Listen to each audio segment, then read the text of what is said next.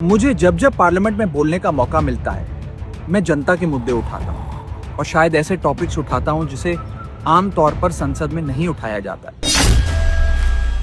लेकिन क्या जनता के मुद्दे उठाना, पब्लिक इश्यूज पे बात करना कोई अपराध है? क्या मैंने कोई गुनाह कर दिया, कोई गलती कर दी? Have I done something wrong? ये सवाल आज मैं इसलिए पूछ रहा हूँ क्योंकि आम आदमी पार्टी ने राज्यसभा सेक्रेटेरिएट को ये कहा है कि राघव चड्ढा के पार्लियामेंट में बोलने पर रोक लगा दी जाए। अब भला कोई मेरे बोलने पर रोक क्यों लगाना चाहेगा? मैं तो जब बात करता हूं देश के आम आदमी की बात करता हूं। एयरपोर्ट पर मिल रहे महंगे खाने की बात रखी, जोमैटो ब्लिंकिट के डिलीवरी राइडर्स की प्रॉब्लम रखी, खाने में मिलावट का मुद्दा उठाया, टोल प्लाजा लूट से लेकर बैंक चार्जेस लूट की बात करी, यहाँ तक कि मिडिल क्लास पे टैक्स के बोझ से लेकर कंटेंट क्रिएटर्स पर स्ट्राइक क्यों करी जाती है। और ये मुद्दे उठाने के बाद देश के आम आदमी का तो फायदा हुआ, लेकिन इससे आम आदमी पार्टी का क्या नुकसान हुआ? भला कोई मुझे बोलने से क्यों रोकना चाहेगा? कोई मेरी आवाज को क्यों बंद करना चाहेगा?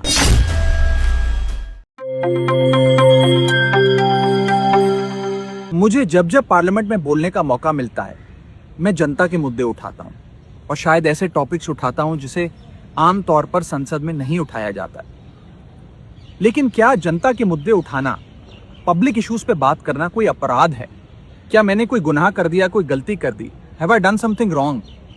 ये सवाल आज मैं इसलिए पूछ रहा हूं क्योंकि आम आदमी पार्टी ने राज्यसभा सेक्रेटेरिएट को ये कहा है कि राघव चड्ढा के पार्लियामेंट में बोलने पर रोक लगा दी जाए। जी हां, आम आदमी पार्टी ने पार्लियामेंट को ये सूचित किया है कि राघव चड्ढा को पार्लियामेंट में बोलने का मौका ना दिया जाए। अब भला कोई मेरे बोलने पर रोक क्यों लगाना चाहेगा?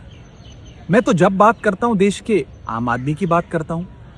एयरपोर्ट पर मिल रहे महंगे खाने की बात रखी, जोमैटो ब्लिंकिट के डिलीवरी राइडर्स की प्रॉब्लम रखी, खाने में मिलावट का मुद्दा उठाया, टोल प्लाजा लूट से लेकर बैंक चार्जेस लूट की बात करी, यहाँ तक कि मिडिल क्लास पे टैक्स के बोझ से लेकर कंटेंट क्रिएटर्स पर स्ट्राइक क्यों करी जाती है, टेलीकॉम कंपनियां कैसे 12 महीने में 13 बार हमसे रिचार्ज कराती हैं, डेटा रोल ओवर नहीं देती हैं, रिचार्ज खत्म होने के बाद इनकमिंग रोक देती हैं, तमाम इश्यूज मैंने सदन में उठाए।